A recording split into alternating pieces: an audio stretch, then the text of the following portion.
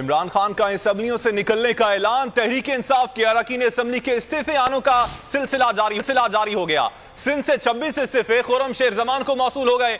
वजीर कानून पंजाब खुर्रम शहजाद विर्क ने वजारत और असम्बली की नशिस्त से इस्तीफा देने का ऐलान कर दिया। पंजाब से अब तक 3 इस्तीफे आ चुके।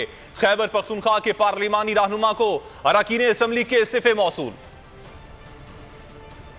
निजाम का हिस्सा नहीं रहना फैसला किया है कि हम सारी असेंबलियों से निकलने लगे हैं। कप्तान की ललकार, खिलाड़ी तैयार, इस्तीफों की लग गई कतार। इमरान खान की आवाज पर अरकान असेंबली की लब्बैक की सदाएं। सिंध से तमाम MPs ने इस्तीफे जमा करा दिए। खुर्रम शेर जमान ने इस्तीफे मौसूल होने की तस्दीक कर दी। कहना था 26 इस्तीफे मौसूल हो गए। कायद जब हुक्म देंगे सिंध असेंबली में जमा करा देंगे। रुकन सिंध असेंबली सईद अफरीदी ने अपना इस्तीफा ट्विटर पर शेयर कर दिया। पंजाब PP 224 से रुकन आमिर इकबाल ने रुकनीत ठुकरा दी। वजीर कानून पंजाब खुर्रम शहजाद विर्क ने वजारत और असेंबली की नशिस्त से इस्तीफा देने का ऐलान कर दिया। सरगोधा से MPA PP 76 फैसल फारूक ने इस्तीफा दे दिया। खैबर पख्तूनख्वा के अक़लियती रुकन रवि कुमार कहते हैं नशिस्त इमरान खान की अमानत है। खान साहब ने इस निज़ाम का मजीद हिस्सा नहीं रहेंगे तो हमने सबसे पहले उनकी बात पे लब्बैक करते हुए इंशाल्लाह अपना इस्तीफा टाइप कर दिया। और जब हुक्म आएगा हमारे लीडर का, ये सीट उनकी अमानत है, जब उनका हुक्म आएगा इंशाल्लाह तो हम अपने वज़ीर आला साहब और स्पीकर साहब को ये पेश करें।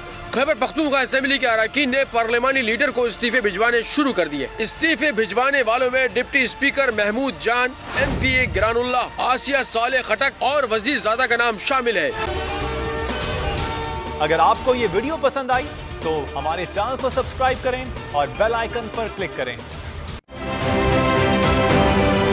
आप ये समझें, ये जो हक है ना, हक पे खड़े रहना और हक को बोलना, ये दूर से लगता है तन्हा हो गए लोग। आप खान साहब को देखें, तन्हा दिखाई देने, सारी जमातें मिलकर उनके खिलाफ हैं। लेकिन आज भी पाकिस्तान की आवाम उस हक की आवाज के पीछे जो है 80% से ज्यादा आवाम उनके साथ है। सेम एग्जैक्टली इसी तरीके से बोल की कहानी है भाई। बिल्कुल अलग आपको तन्हा दिखाई देगा, हर जगह आपको खड़ा हुआ नजर आएगा, हटेगा नहीं किसी चीज से। और उसके साथ भी 80% आवाम अगर आज आप देखें तो उसे बोल दिख रही है।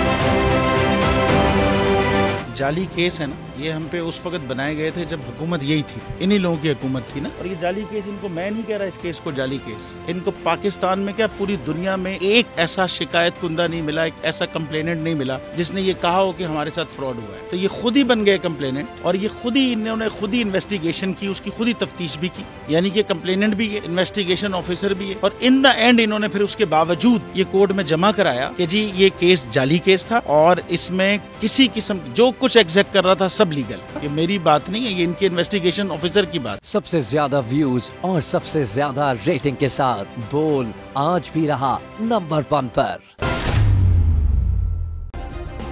सब्सक्राइब करें और बेल दबाएं ताकि कोई खबर रह न जाए।